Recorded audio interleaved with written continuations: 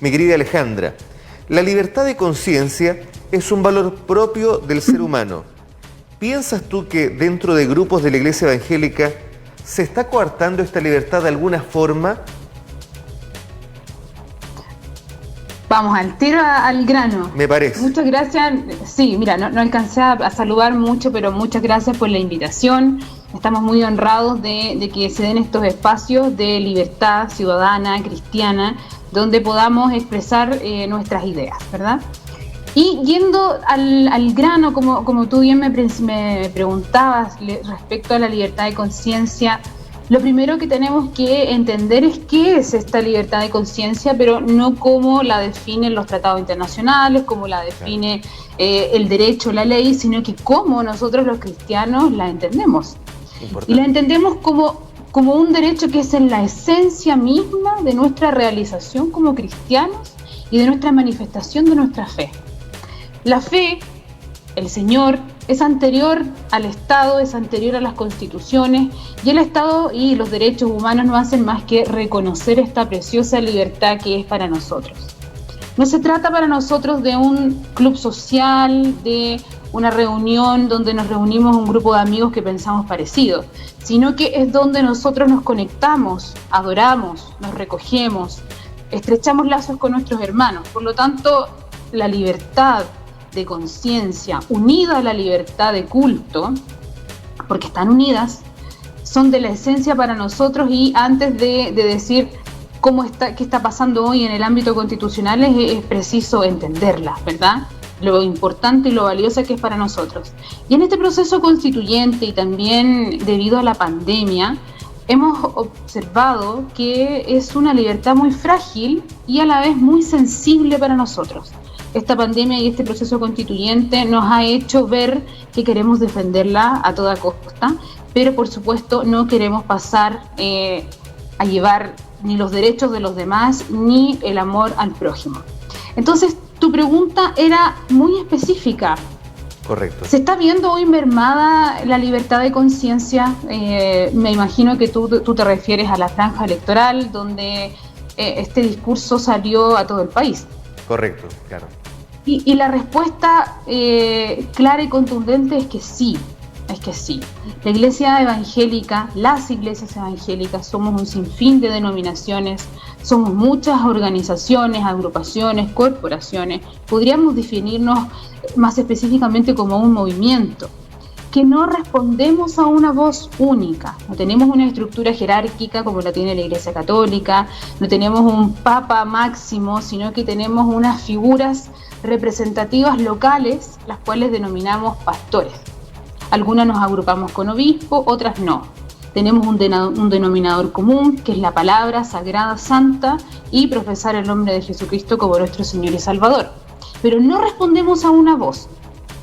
Y debido a la reforma luterana, es que se entabla en el debate humano, no solo en el debate nacional, sino que a nivel de derechos humanos, la importancia de respetar la libertad de conciencia de cada uno.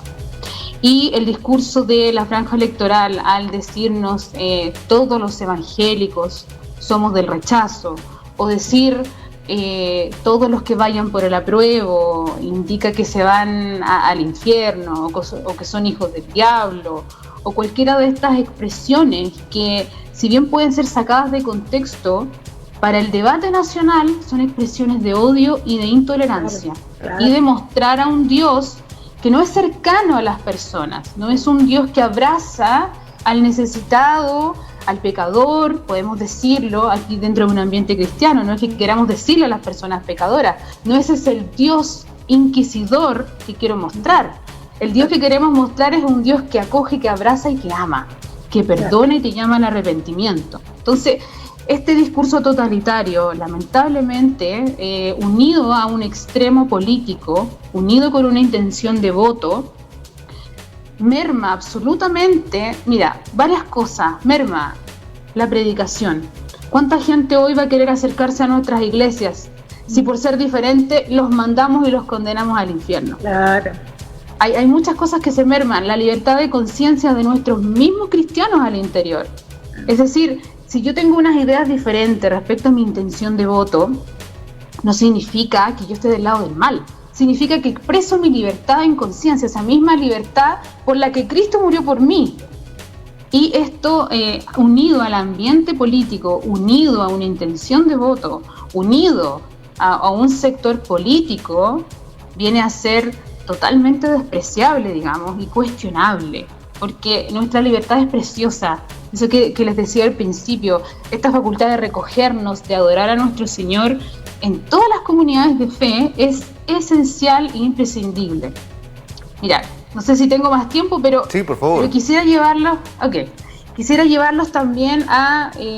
hoy nos presenta este mismo sector, nos presenta la Constitución como un libro inspirado por Dios, lo cual es inspirado por humanos, ¿no? Un libro que no se acerca a las tablas de la ley, ni que tiene dentro de su texto ni la palabra Dios, ni otras palabras de ámbito eclesiástico. Entonces, nos muestran esta Constitución como irreprochable, como incuestionable, y nos sesgan y nos tapan la visión general que se habla en la Constitución. Y mira, específicamente hablemos de la libertad de conciencia y de la libertad de culto. El artículo 19, número 6, es donde se consagra esta libertad. Pero este párrafo, esta garantía que consagra nuestra Constitución, es súper reducida y es súper escueta. Mira, nos habla que la libertad de conciencia y de manifestar las creencias y el ejercicio de los cultos. Y después habla de las exenciones tributarias y habla de la posibilidad de conservar y erigir nuestros templos. Eso es, digamos, aunque no lo diga la Constitución, por supuesto que tenemos derecho a erigir templos. Eso no es parte de la garantía de culto. Pero fíjate ahora, y tiene que ver con la pregunta que sé que me van a hacer porque sé que la hoja en blanco es un tema súper importante, ¿verdad? Un temor de los que está unido a esta campaña del terror. La Convención Americana de Derechos Humanos, lo cual viene a ser parte integrante de nuestra Constitución y viene a ser parte integrante de el nuevo texto constitucional, porque no se pueden desconocer los tratados internacionales, tenemos que en el artículo 12, número 1, define y especifica, pero de manera fabulosa y mucho mejor que nuestra propia Constitución. Entonces, el llamado es, primero, a votar en libertad, informarse en libertad. Mi líder espiritual me puede guiar a mí, mi pastor, mi obispo, me puede guiar a mí en el sentido de, tengo, no sé, una situación personal, necesito un arrepentimiento, necesito acercarme al Señor, ¿me puede ayudar? Pero mi intención de voto, mi postura política, no es el ámbito de nuestros líderes espirituales en los cuales pueden ellos o influir en nosotros, pero no influir desde la libertad, sino que influir desde el temor. Mira, para terminarte la idea, mira, el artículo 12 de la Convención Americana de Derechos Humanos nos expresa que toda persona tiene derecho a conservar, cambiar, profesar, divulgar de manera individual, colectiva, pública o privada nuestra religión y nuestras creencias. Fíjate ahora, nuestra Constitución nos dice la siguiente frase: nadie puede ser objeto de medidas restrictivas que puedan menoscabar nuestra libertad de cambiar o conservar nuestra religión. Nuestra Constitución no lo dice. Es decir, los tratados internacionales, dentro de los cuales nos quejamos tanto, están mejor amparadas nuestra propia libertad. Y mira, una frase ahora para el chan chan, una frase para matinal. Mira, fíjate tú que si esta parte que te voy a decir ahora la leyera con mis hijos no te metas, o la leyeran las agrupaciones que defienden el derecho preferente de los padres, dirían, realmente necesitamos cambiar la Constitución. Fíjate lo que dice el último párrafo. Dice, los padres o tutores tienen el derecho que sus hijos reciban la educación religiosa y moral. Fíjate, religiosa y moral que esté de acuerdo a sus propias convicciones. Si este párrafo lo agregáramos en la nueva Constitución, es que se acaban un sinfín de problemas con respecto a todos estos grupos que van en contra de la ideología de género, que defienden el derecho preferente de los padres. Entonces, el llamado es a informarse, no sesgar el debate, porque hoy nos están mostrando tan solo 3 artículos de la Constitución. Bueno, y les dejo a ustedes más que nada me sigan haciendo las preguntas para no hablar todo. Claro que sí, Alejandra. Es que es muy interesante escucharte, porque efectivamente nosotros hemos visto, como comunicadores, uno juzga las cosas desde el punto de vista de la comunicación. Y viendo la franja uno puede hacer un listado de los 1001 errores que hubo comunicacionalmente ahí en esa franja, y efectivamente tú has detallado, como si fueras comunicadora, obviamente eres de la parte legal, pero detallaste muy bien cuáles son los que nosotros como comunicadores vemos.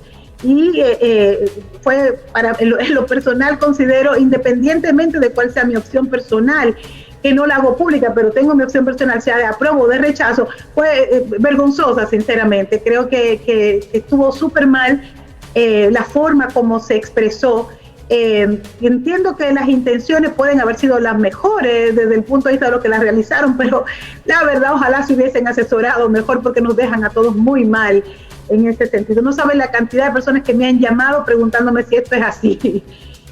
Pero bueno, ojalá eso se pueda corregir, porque efectivamente, aunque no somos, como bien decías tú, un conglomerado único, con una voz única, como es la Iglesia Católica, la gente sí nos percibe así. El público en general sí cree que cuando habla alguien, habla en nombre de todos los evangélicos, y eso es dañino para todos nosotros en sentido general. Pero continuando con esto, precisamente sí vamos con la pregunta de la hoja en blanco. ¿De cuán blanca será esta hoja? ¿De cuán de cero vamos a comentar? Y si efectivamente es así. Mira, la hoja en blanco yo creo que es la expresión política que más provecho le han sacado. Porque nos dijeron el 15 de noviembre, cuando hicieron el acuerdo por la paz y la nueva constitución, los políticos salieron a decir que iniciaremos un proceso reformador constituyente, pero desde una hoja en blanco. Y las personas quedamos contentas, satisfechas, algunos enojados, preocupados, pero nos dijeron que era una hoja en blanco. Pero luego el 28 de diciembre, mira el Día de los Inocentes, cuando se redacta el nuevo capítulo 15, tiene que algo que decir eso, el nuevo capítulo 15, y nos detallan las reglas sobre las cuales se podrá escribir la nueva constitución, quiénes podrán ser elegidos, y todo lo que debe cumplir técnicamente el nuevo texto. Vemos que existe un artículo 135 que detalla muchas cosas súper importantes y tranquilizadoras para los sectores conservadores, para los sectores radicales y para los sectores de centroizquierda también. Es muy tranquilizador, porque ¿qué es lo que nos dice este artículo? Nos dice que se deben respetar, las personas que escriban la nueva constitución deben respetar el carácter de república democrática del país. O sea, no nos podríamos convertir ni en Chilezuela, ni en un gobierno tirano, ni en ni un gobierno monárquico, por ejemplo. También nos dice que debemos respetar las sentencias firmes y ejecutoriadas. Deja entrever también, por supuesto, de toda lógica, que no podríamos derogar leyes en el nuevo texto. Y ahí tiene mucho que ver el asunto del aborto, ¿eh? Es un tema bien importante y sensible. Y también lo más importante, digamos, es que no se pueden desconocer los tratados internacionales, pero no todos los tratados internacionales, los ratificados y vigentes, porque muchas veces escuchamos que la ONU hace pronunciamientos y que andan corriendo en las cadenas de WhatsApp de los hermanos, que declara enemiga a la iglesia evangélica, o la iglesia la declara enemiga, y son un sinfín de comunicados o de directrices. De repente alguien fue a hacer una exposición a la ONU, supongamos una persona ultra feminista, y dice un disparate, pero nosotros aquí lo interpretamos como que la ONU lo dijo. Pero no, son los tratados internacionales ratificados y vigentes. Y esto va inmediatamente a aclarar el temor que hoy tenemos muchos cristianos, el temor en torno a ¿qué pasará con el derecho a la vida? ¿Ya no lo reconocerán? ¿Qué pasará con las familias, el núcleo fundamental de la sociedad? ¿Ya no se estará escrito así? ¿Qué pasará, por ejemplo, con el derecho de propiedad? ¿Qué pasará con nuestra preciosa libertad de culto y de conciencia? Entonces, yo te mencioné, les contaba a los dos, a Kenia y a Mario, les contaba la Convención Americana de Derechos Humanos, que está reconocidísima, por lo menos en toda Latinoamérica, todo el mundo occidental, como parte integrante de los derechos humanos, es mucho mejor explícito y explicativo que nuestra propia Constitución. Entonces, aquí, ¿cuál es el mensaje? ¿Cuál es la idea? ¿Por qué nos quieren convencer de un voto, de una opción política, engañándonos? ¿Por qué? ¿Cuál es la idea de decirnos, extrapolando, polarizando el discurso y decirle, fíjate tú, en el estallido social o delictual andaban quemando iglesias, andaban rompiendo el vandalismo, Claro, fue parte de lo que se vio, pero no fue la mayoría de lo que se vio y nadie se hace cargo de la violencia de los demás. Eso debe ser procesado en un debido proceso y debe ser juzgado. Pero no podemos atribuirle al estallido social como un vandalismo y desconocer las legítimas necesidades que tiene el chileno. Y ese chileno también es cristiano, también necesita, desde nuestro punto de vista del apruebo, también necesita sentarse a conversar. Ok, a ver, veamos, ¿qué está bueno de esta Constitución? Por supuesto no vamos a poder desconocer nuestra tradición democrática y todos los puntos buenos que tiene esta Constitución. No podríamos hacerlo, de pronto nadie se pegó en la cabeza y se volvió loco y quiere destruir el país, sino que queremos juntos sentarnos a conversar en qué queremos para esta nueva casa común, para este nuevo pacto social, para este nuevo país que queremos construir conversando, dialogando. Entonces, si nuestros hermanos del rechazo quieren ir en libertad por el rechazo, nos parece fabuloso. Pero que ojalá, como miembros de la Iglesia, no sea a través de razones que obedecen a presiones, que obedecen a campañas del terror, que obedecen a mentiras. Si tú dentro de tu fuero y tu libertad quieres ir por el rechazo o quieres ir por el apruebo, fabuloso. Esa es la manifestación de nuestra libertad. Eso es democracia. Que tú seas diferente a mí, pero que podamos convivir en paz. Entonces, como miembro de la Iglesia, a mí lo que me duele es que muchos de estos hermanos, por temor, quieren ir por una opción política y no en libertad. Es muy oportuno lo que tú señalas, Alejandra, porque, en mi función de periodista, me tocó estar muchas veces en manifestaciones, en actividades acá en Santiago, en la región de Valparaíso, y siempre existió un sesgo de intentar criminalizar el estallido social. Y si bien es cierto, tampoco nos hagamos los ciegos, hubo hechos delictuales dentro de este contexto, pero sí la base del estallido no eran delincuentes, era gente que estaba planteando un cambio que ellos consideran necesarios. Y por otra parte nos encontramos con que quienes se oponen a este cambio hablan que sería preciso reformar la Constitución más que fabricar una nueva.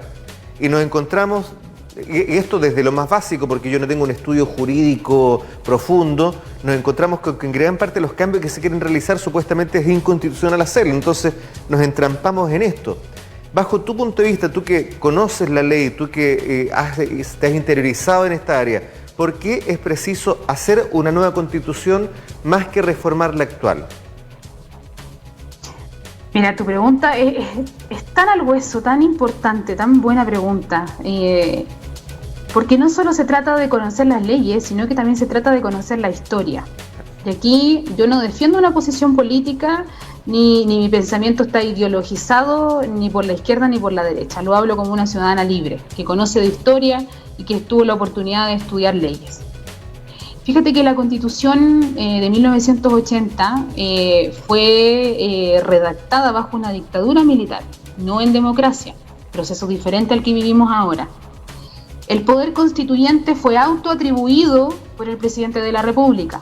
Hoy el poder constituyente quedará en las personas electas para escribir la nueva Constitución. Es decir, tendremos la oportunidad de elegirlo. El plebiscito que ratificó este mismo texto constitucional de 1980 fue un plebiscito que no cumplió con los estándares democráticos ni de transparencia, y eso es parte de la historia, no es parte de un sesgo político de lo que te comento.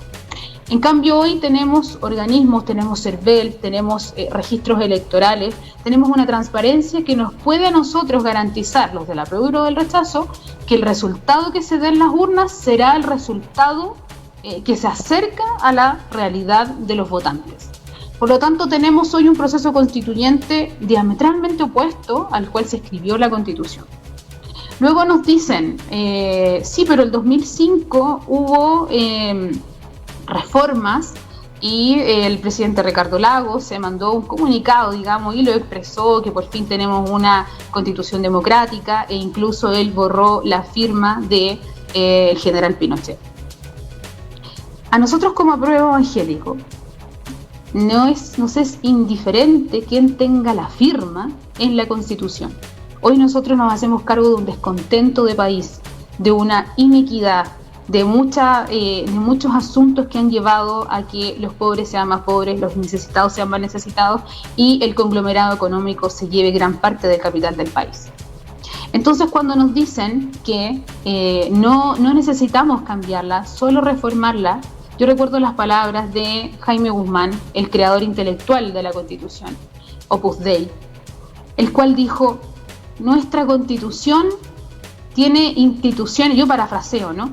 Pero nuestra Constitución tiene instituciones tales. ¿A cuáles se refería? Al Tribunal Constitucional, a los 2/3 de quórum, a los senadores designados, al sistema binominal. A eso se refería él. Tiene instituciones que hacen tan difícil que nuestros adversarios gobiernen, que cuando ellos gobiernen no podrán hacer nada más que lo que nosotros haríamos. Parafraseo, ¿no? Pero esta idea de establecer un modelo económico, el neoliberal, tener un tribunal constitucional que puede desechar leyes de manera preventiva por debajo de la mesa, que tenemos un altísimo quórum, nos lleva a la conclusión, tal cual como tú me la dijiste en la pregunta, Mario, que cuando queremos reformar temas esenciales para el país, salen estos cerrojos, salen estos límites, salen quién realmente escribió la Constitución. Porque cuando hemos querido reformar el CERNAC, por ejemplo, no se ha podido porque el Tribunal Constitucional, en base a la Constitución, ha declarado inconstitucional y le ha dado la vuelta a espalda a nosotros los consumidores y los agentes débiles dentro del mercado, los pequeños dentro del mercado.